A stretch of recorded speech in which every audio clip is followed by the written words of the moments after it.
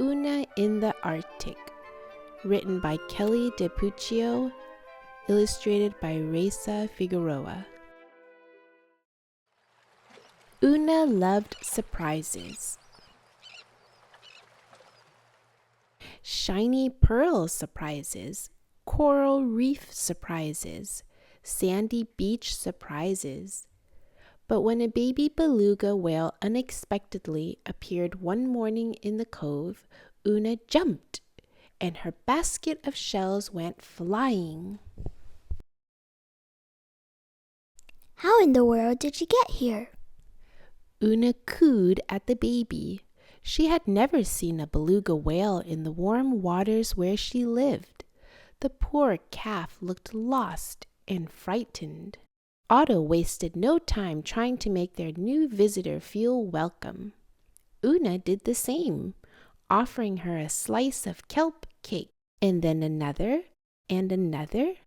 When the cake was gone, the hungry whale ate 99 sushi rolls, a bucket of chowder, and an entire plate of sea salt cookies. But the whale still looked sad. I think she misses her home, Oona whispered to Otto. The young whale began to wail. Oona and Otto agreed. Somehow they'd find her family. Like most treasure hunters, Oona had a collection of old ship maps and broken compasses. She tinkered and tapped and tweezed until, ta-da! It worked. After a night of rest, Oona, Otto, and the baby whale set out on their long journey north to cooler waters where belugas made their home.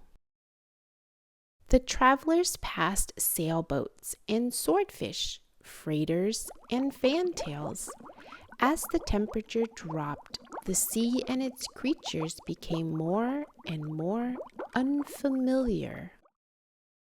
Oona lived in the water, but she knew a thing or two about the sky, and this one looked like trouble. Messy trouble. Tricky trouble. Oh no! Here comes a storm kind of trouble. The waves grew as tall as mountains, and an angry swell tossed Oona into the air. The compass! Oona reached for it. But it was too late. The wary crew took shelter with the king crabs and waited out the storm. When the Arctic Sea finally calmed down, Oona examined the map. It was badly torn and useless. How would they ever find their way? Oona shivered. The cold water became strangely still as a giant iceberg pushed towards them like a ghost ship. Do they swim to the right or to the left? Oona didn't know. She felt like crying. But there wasn't time. The pushy iceberg was about to crush them. Swim white, she ordered. Oona dove through the icy waters with renewed confidence. She couldn't follow her map, but she could follow her heart. Oona hoped she was done with surprises, but the ocean had one more in store for her.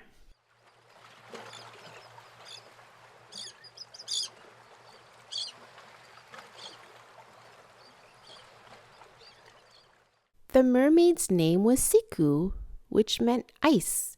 Her adorable friend was Star. Otto was starstruck. He flipped, he yipped. Oops, he tripped. The girls giggled. Oona explained that she was trying to return the lost whale to her home. I can help, Siku said enthusiastically. Tugalek. She whistled and a narwhal appeared. His horn pointed the way. When the narwhal could travel no farther, polar bears appeared to offer guidance, followed by a walrus, a few kind strangers, and a flock of snow geese. For the first time since their adventure began, the young whale smiled and took the lead. Siku grinned. She hears her family. Oona smiled with relief. Baby beluga was home.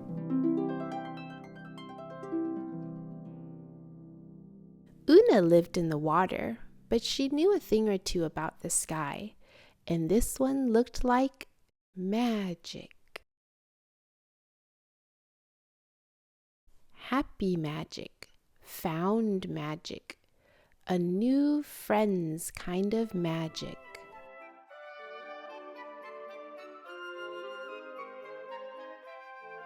The end.